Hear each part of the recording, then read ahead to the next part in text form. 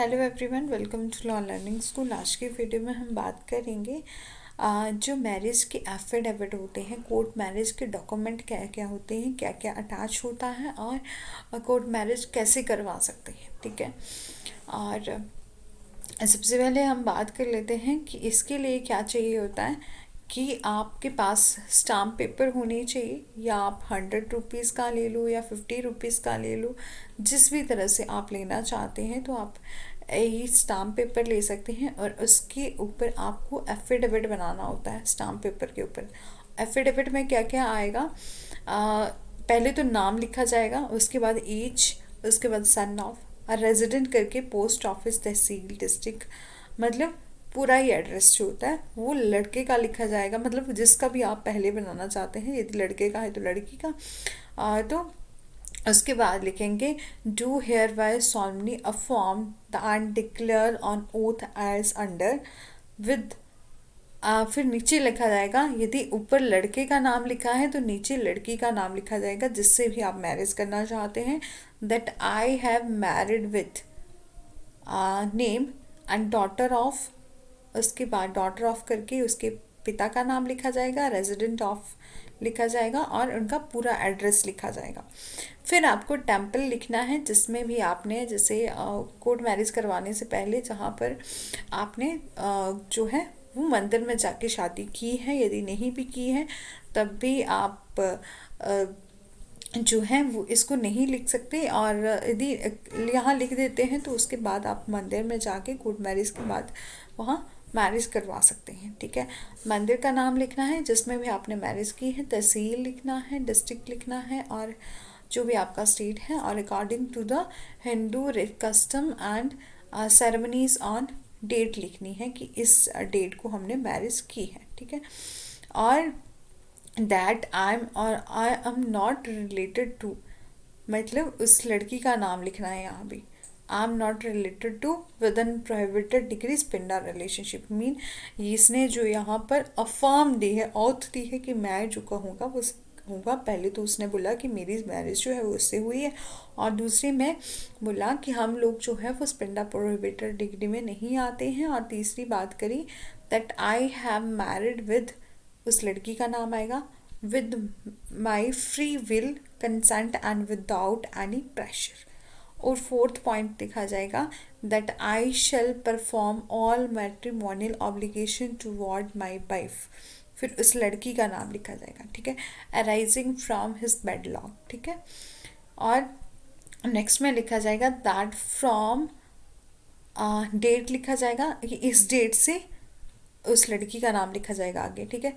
Is my legally वेडेड wife and residing with me and I am here, I am her legally वेडेड husband, कि मैं जो हूँ उसका legally उसकी, ये वो लड़की जो है वो मेरी लीगली वेडेड जो है वाइफ होगी और मैं उसका हस्बैंड हूँगा। ठीक है।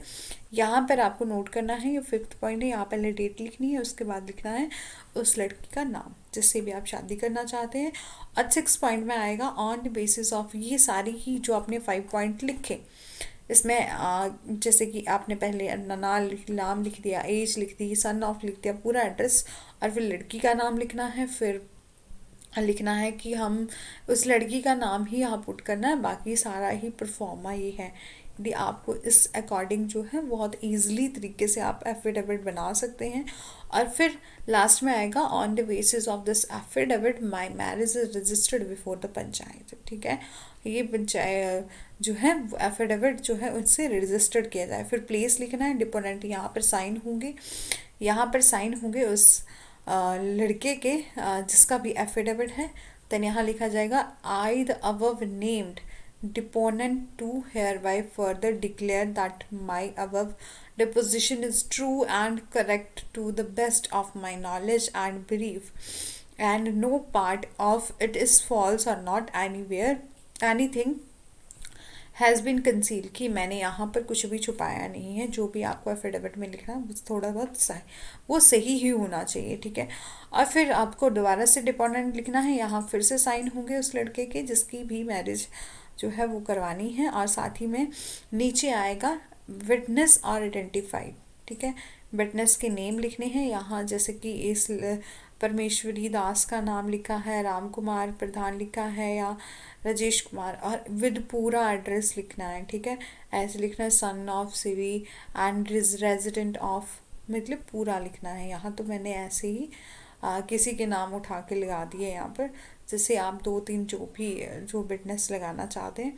और उसके बाद आएंगे, यदि आप पहले लड़के का बना चुके हैं तो अब लड़की का बनाएंगे। तो जैसे फॉर एग्जांपल के मैंने लिया है यहाँ पर आंचल शर्मा, एक लड़की है, उसकी एज जो है वो 20 ईयर है, डॉटर ऑफ आएगा, और रेजिडेंट आएगा, पोस्ट ऑफिस क्या है, तहसील क्या है, डिस्ट्रिक्ट क्या है, ये सब लिखा जाएगा। Do hereby solemnly affirm and declare on oath as under and I that have named with, और उस लड़के का नाम अनिल एंड सन ऑफ सिरी, जो भी उसके फादर का नाम होगा, और पोस्ट ऑफिस क्या है, तहसील क्या है, डिस्ट्रिक्ट क्या है, और स्टेट क्या है, सब कुछ लिखा जाएगा। According to the Hindu rites custom and ceremonies on 4th, मतलब जो भी डेट होगी, ठीक है, वो लिखी जाएगी। और जो है एट बोला, और मंदिर का नाम लिखा जाएगा, जैसे राधा कृष्ण मंदिर हो गया, उसमें हमने शादी करी है, और तहसील का नाम लिखा जाएगा, वो मंदिर कहाँ पड़ता है, डिस्ट्रिक्ट कहाँ पड़ती है, जिसमें वहाँ वो मंदिर है। देन सेकंड पॉइंट में लिखा जाएगा that I am not related with, husband का नाम लिखा जाएगा, with prohibited degree of relationship, sapinda relationship. Okay, then third point में लिखा है that I have not married to husband with, बोले आई हैव मैरिड विद, कि मैंने जो है ये मैरिज जो है वो फ्री विल की है, कंसेंट विदाउट एनी प्रेशर की है। ठीक है, और फोर्थ में लिखा जाएगा that I shall perform all matrimonial obligation toward my husband, husband का नाम लिखा जाएगा, arising from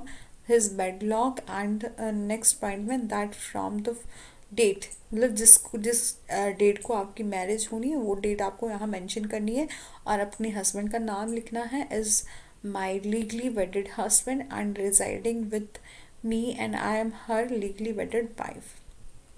On the basis of the affidavit of his affidavit any marriage be registered before the panchayat, ये लिखा जाएगा। उसके बाद डिपोनेंट करके, डिपोनेंट यहाँ आएगा, और यहाँ आके इनकी यहाँ कर क्या करना है, साइन हो जाएंगे इनके।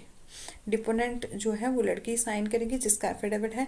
फिर लिखा जाएगा that I have name deponent to have further declare that my above deposition is true and correct to best of my knowledge and belief and not part of its false or anything। मतलब इसमें कुछ भी जो लिखा है इस affidavit में, जितना भी आपने ये एफिडेविट बनाया है उसमें जो कुछ लिखा है वो आपका सही है और सही ही लिखना है। ठीक है, और फिर आएंगे लास्ट में, फिर से डिपोनेंट के साइन हो जाएंगे, और दोबारा से जो है डिपोनेंट के साइन हो जाएंगे, और विटनेस एंड आइडेंटिफाइड के साइन हो जाएंगे।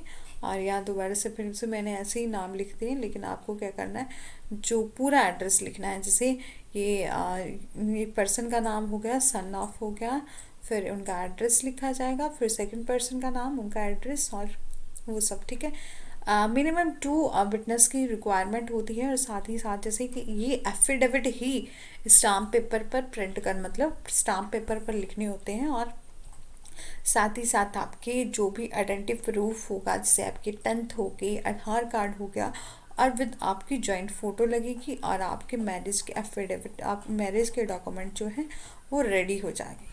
ठीक है, बहुत ही ज़्यादा टफ नहीं है, बहुत मतलब सिंपल सा काम है। यदि कोई पर्सन जो है एडवोकेट हायर नहीं भी करना चाहता है तो जैसे कोई आइडेंटिफाई करने के लिए होना चाहिए, अदरवाइज़ ये खुद से भी किया जा सकता है। मतलब आपको जैसे कि तहसीलदार, नायब तहसीलदार के पास जाके एफिडेविट जाके रजिस्टर्ड करवाने होते हैं, और फिर पंचायत में जाके रजिस्टर करवाने होते हैं, देन कोर्ट मैरिज हो जाती है। ठीक है, यदि आपको मेरी वीडियो अच्छी लगी है then do like, share and subscribe and press the bell icon for further notification. और साथ ही साथ मैं बताती चलूँ कि यदि आप एडवोकेट हैं, आप एक मतलब न्यू एडवोकेट हैं तब भी आपको डॉक्यूमेंट, यदि आपके पास कोई क्लाइंट आ जाता है और आपको बोलता है कि नहीं मैंने मैरिज करवानी है, कोर्ट मैरिज करवानी है, तब आपको बहुत हेल्पफुल होगी ये वीडियो, क्योंकि आप इस वीडियो में देख कर बोले सारे ही डॉक्यूमेंट जो हैं वो तैयार कर सकते हैं। ठीक है, और यदि आप न्यू हैं तो मेरे चैनल को सब्सक्राइब करिए। और साथ ही साथ मैं आपको बताती चलूँ कि मेरे चैनल के में प्लेलिस्ट बनी हुई है सब्जेक्ट वाइज लॉ की, जैसे कॉन्स्टिट्यूशन, आईपीसी और कॉन्ट्रैक्ट एक्ट को मैंने डिस्कस करवाया है। आप वहाँ जाके मेरी प्लेलिस्ट में आप और वीडियो को भी देख सकते हैं। Thanks for watching.